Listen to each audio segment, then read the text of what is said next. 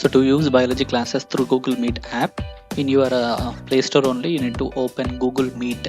That means Play Store will be there. So open the Play Store and you will need to type Google Meet app, so that you will be getting a Google Meet like this option. You need to install that.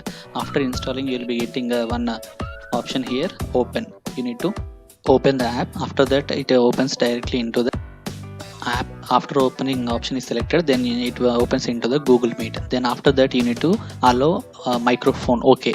After that, it allows the camera also, okay. You need to make, then the camera access will be open in the Google Meet.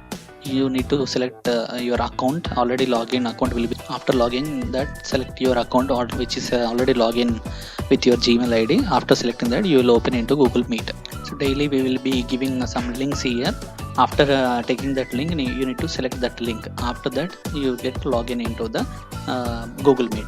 Then till here it is completed. Just install and take the link and open the link in the app. Then after that, you can listen all the classes completely according to your schedule, so without disturbing any other schedule. Understood? So this is the way. Install, see, and close. This is the thing. Okay.